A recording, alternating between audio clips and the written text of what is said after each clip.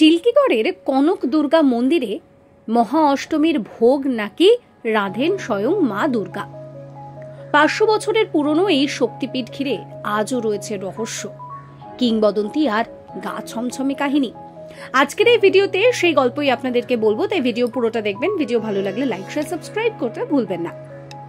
ঝাড়গ্রাম শহর থেকে প্রায় 14 থেকে 15 কিলোমিটার দূরে ঘন অরণ্য আর ডুলুং নদীর ধারে মাথা উঁচু করে দাঁড়িয়ে আছে এক অদ্ভুত রহস্যে ঘেরা মন্দির, চিল্কিগড়ের কনক দুর্গা মন্দির। প্রায় 500 বছরের পুরনো এই শক্তিপীঠ ঘিরে প্রচলিত রয়েছে অগণিত কাহিনী এবং অলৌকিক কিস্সা। কথায় বলে যিনি রাধেন তিনি চুলও বাঁধেন, অর্থাৎ একজন আদর্শ ঘরণী। বাংলা ও বাঙালির মননে মা দুর্গাও তাই। মা কনক দুর্গা মেয়ে লক্ষ্মী ও সরস্বতীর চুল বেঁধে দেন কিনা অবশ্য সেই রকম কোনো লোকগাথা নেই, তবে স্থানীয়রা বলেন মহা অষ্টমীর রাতে এখানে যে ভোগ নিবেদন করা হয় তা নাকি রাধেন স্বয়ং মা দুর্গা। এই বিশ্বাসই আজও হাজার হাজার মানুষকে আকর্ষণ করে নিয়ে আসে গভীর অরণ্যের বুক চিরে এই তৈরি মন্দিরে। লোককথা বলছে যে এই জনপদের নাম একসময় ছিল তিহার দ্বীপগড়, পরে সেটা হয়ে ওঠে চিল্কিগড়। শোনা যায় সামন্ত রাজা গোপীনাথ সিংহ এক স্বপ্নাদেশে মায়ের মন্দির নির্মাণের নির্দেশ পান। রানীর হাতে সোনার কাঁকন এবং প্রায় 900 সের সোনা দিয়ে তিনি নির্মাণ করেন দেবীর প্রতিমা। সেই থেকেই নাম হয় কনক দুর্গা। প্রথমে ছিল পাথরের প্রতিমা, পরে স্বর্ণমূর্তি, তবে ইতিহাসে লিপিবদ্ধ আছে বহুবার সেই মূর্তি চুরি গিয়েছে। আজ মন্দিরে যে মূর্তিতে পূজা হয় তা অষ্টধাতুর তৈরি নবনির্মিত প্রতিমা। দেবীকে এখানে দেখা যাচ্ছে অশ্বারোহিণী চতুর্ভুজা রূপে। এই মন্দিরের পুজো শুরু প্রাচীন কাল থেকে, শুধু তাই নয় বরং লোকবিশ্বাসে মোড়া। ষষ্ঠীর দিন রাজবাড়ি থেকে খড়গ ও পূর্ণ ঘট শোভাযাত্রার মাধ্যমে আনা হয় মন্দিরে। মহা অষ্টমীতে হয় বলি, একসময় নরবলিও হতো, যা সময়ের সঙ্গে সঙ্গে বন্ধ হয়েছে। কিন্তু সবচেয়ে রহস্যময় হলো নবমীর ভোগ, যা বিরাম ভোগ নামে পরিচিত। বলা হয় যে বলির মাংস নতুন মাটির হাঁড়িতে রেখে শাল পাতা দিয়ে মুখ বন্ধ করে উনুনে চাপিয়ে দেওয়া হয়। ঘরের দরজা বাইরে থেকে তালা বন্ধ করে দেওয়া হয়।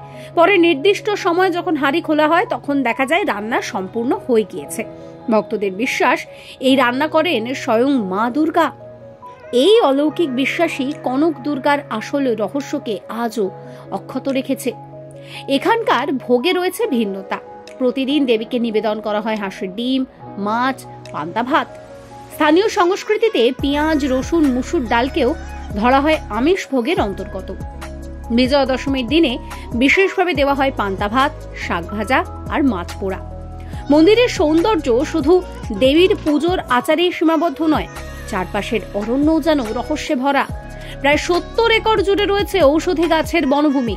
প্রায় 433 প্রজাতির ভেষজ গাছ রয়েছে সেখানে। বলা হয় রাজা গোপীনাথের উত্তরসূরিরাই প্রথমে ওই ঔষধি বনাঞ্চল তৈরি করেছিলেন। আজও সারা ভারত থেকে গবেষকরা আসেন এই অরণ্যে। মন্দিরে পৌঁছাতে হলে জঙ্গলের আঁকা বাঁকা পথ ধরেই হেঁটে যেতে হবে। দুপাশে রেলিং দেওয়া পথ, মাঝে মাঝে রয়েছে বাদরের উৎপাত। পুরো যাত্রায় যেন রোমাঞ্চকর অভিজ্ঞতা।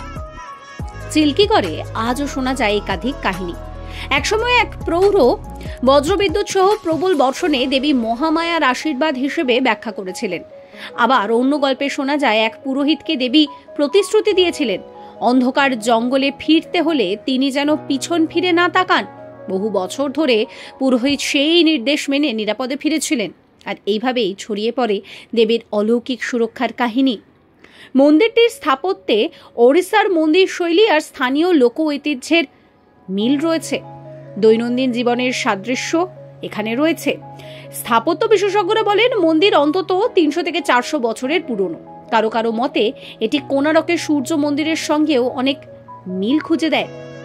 মন্দিরের সামনে রয়েছে 300 বছরের পুরনো বটগাছ। স্থানীয়রা একে পবিত্র বলে মনে করেন। গাছের ছায়াতেই প্রজন্মের পর প্রজন্ম ধরে চলে আসছে নানান আচার।